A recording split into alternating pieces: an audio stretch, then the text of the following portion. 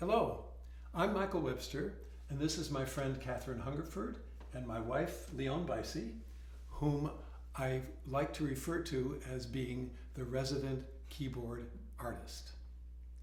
Between 1998 and 2023, I wrote 85 articles about teaching for the Clarinet magazine, utilizing excerpts from the Clarinet method that Catherine is helping me prepare for publication.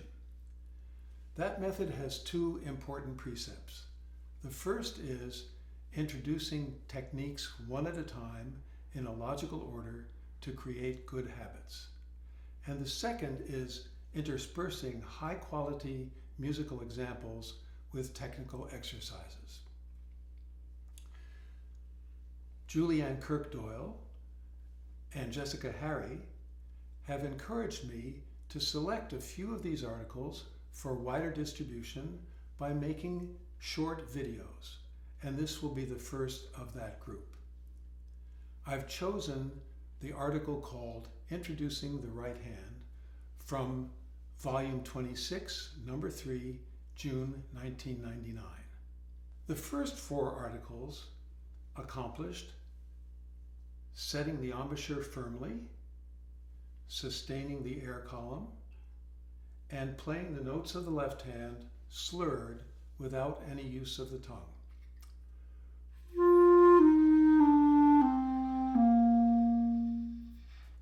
Until now, the instrument has been supported by the index finger under the thumb rest rather than with the thumb to take weight off of the thumb. We have accomplished two important things now. The first is that we have avoided huffing and puffing and moving the jaw while moving the tongue. A typical problem for beginners. And we have also, I can show you this a little closer, by holding the instrument with the index finger rather than the thumb, we've held the instrument firmly without putting a lot of pressure on the thumb. Now, when we go into the right hand, the left hand can help support the instrument because we'll be using notes only in the right hand for a week or two rather than using notes in the left hand while supporting on the thumb. So we are now going to duplicate some exercises and songs that we played in the left hand in the right hand, a fifth lower. The students have already learned the difference between a whole step and a half step. They know that G to F is a whole step and F to E is a half step. And now when we go into the right hand, the intervals are the same except that the first note is B flat rather than B natural. And the right hand will now duplicate the intervals of the left hand. G is the open note for the left hand, and C is the open note for the right hand.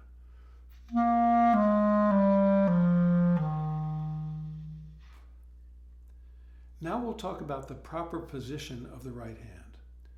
I'll turn around this way and show you that we don't want to approach the instrument from the side, but rather from behind, and we have the thumb at a slight angle to the clarinet with the thumb rest on top of the knuckle or slightly toward the fingernail. This is individual depending upon the student and the shape of their hand, and you'll find something that's comfortable for each student. Then we curve the fingers over the holes just as we did with the left hand. In the left hand, we approached the clarinet from the rear, touch the G sharp throat key, and curve the fingers over with the index finger pointing slightly down. And then in the right hand we do the same thing. We touch the side E flat key, angle the index finger down, and cover the holes of the instrument that way. Now we can play the first three notes of the right hand rather easily.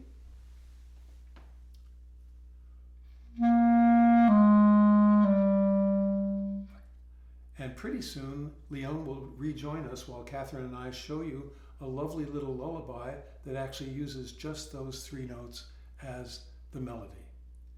Now, A, G, and F, the 3 lower notes on the right hand, can be problematic, especially because the G hole is rather large and hard to seal. But I've learned that most 9 and 10-year-olds are large enough that they can seal that G hole rather easily without any problem. There is a little known fact about the shape of a hand which I'd like to share with you, and that is that the length of the index finger here and the ring finger vary from person to person. Boys are more likely to have a longer ring finger and a shorter index finger, and I'm in that category. As I hold my hand up like this close to the camera, you can see that my ring finger is longer than my index finger. It's not necessarily true that that's the same for every boy or every girl, but that is the tendency.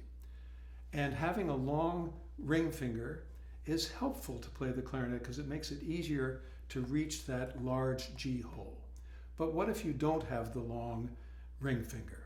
Then I have a recommendation, which is instead of touching the first ring the way I do here, you can actually move the finger a little bit over in this direction, this way, and overlap a little bit. And that makes it easier to reach that large hole, the G hole. And now I'd like to play a little duet with Catherine that introduces the first 3 notes of the right hand to the student. Meanwhile, I'm going to accompany her a third below on the lower 3 notes and using a tune that they've already played a 5th higher in the left hand.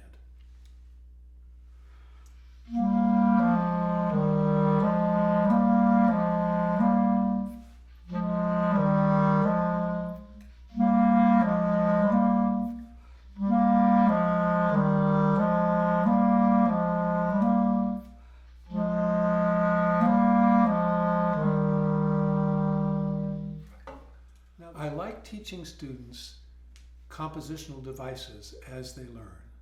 They already know what a whole step and a half step is, and in the left hand they have learned what an inversion is, a melodic inversion which we call a mirror also. Catherine and I now will do the mirror version of that same tune.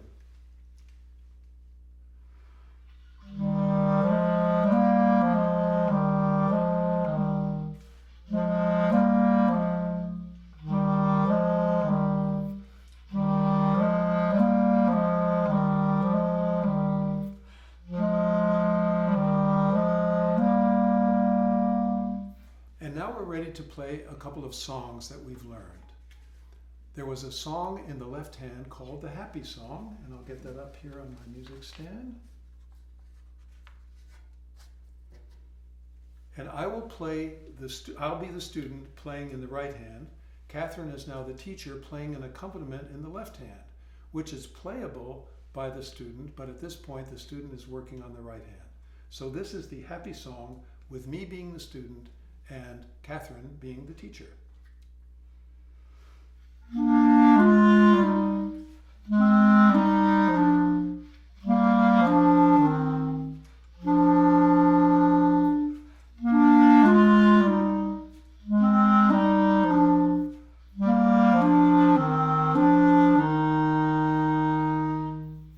And of course, music is expressive of many, many moods, and whenever you have a happy song, you have to have a sad song, and this one is similar in that I'll be the student playing in the right hand, Catherine will be the teacher playing in the left hand, also a line that the student would be able to play because the student has learned all those notes already. Here is the sad song.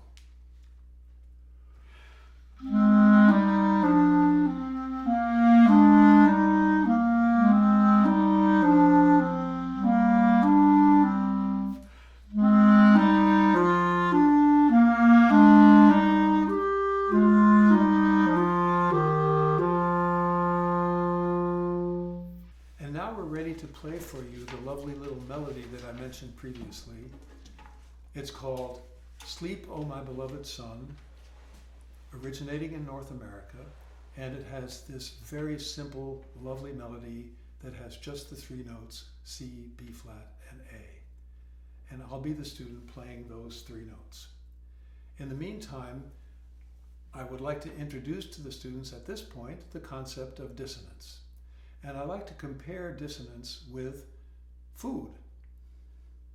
Some people like a lot of spice in their food, and others, not so much spice.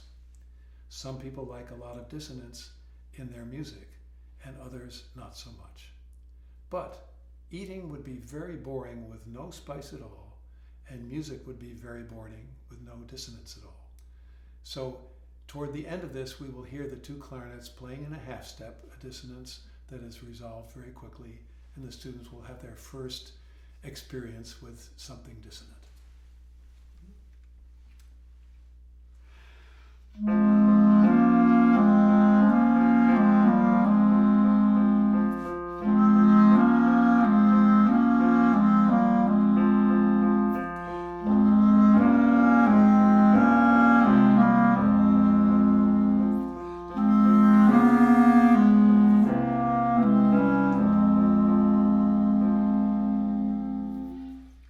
Many of the songs that I've written in the method have a very simple piano accompaniment that can be put on smart music or can be recorded so that a student can hear the accompaniment with some harmony. The next compositional technique that I would like to introduce to the students is the canon, which is the most simple contrapuntal device. A melody is played in one instrument and then imitated exactly in the other instrument. And these three canons that Catherine and I are going to play for you are a canon at the fifth. In other words, the melody starts in the right hand, the voice that I'll be playing, and Catherine answers a fifth higher in the left hand. The first one is called waltzing, so she'll be answering me 3 beats after I begin.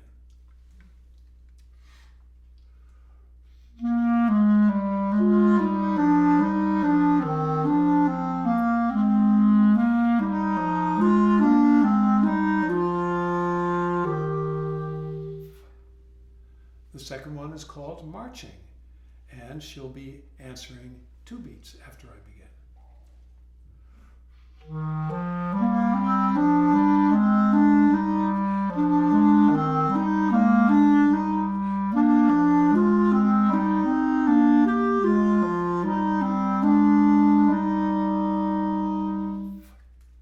And finally, we will combine canon with inversion.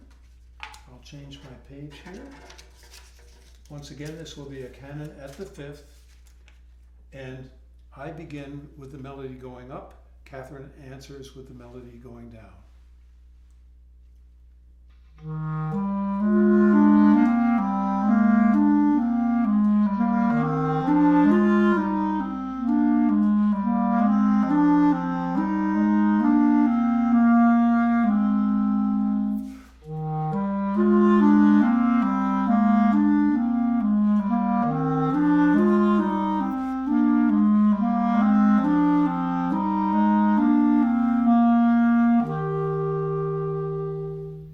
And now the student is ready to venture higher into the left hand with the thumb supporting the instrument. We have a review of the notes that we've learned, which includes throat A, by the way. We have learned that during our left hand study, and here they are.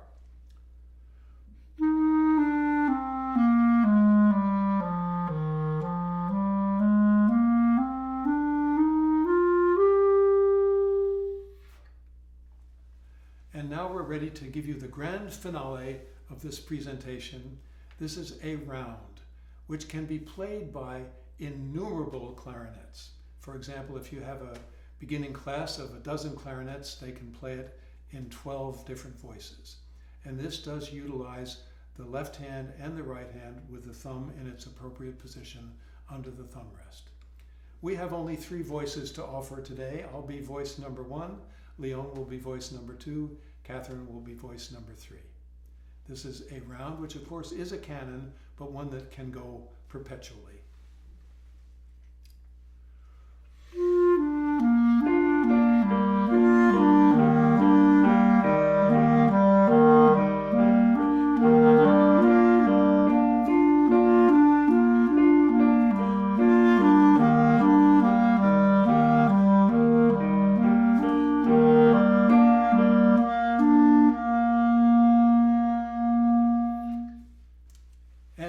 have it. I'll be back again soon with another in this series of videos. Bye-bye.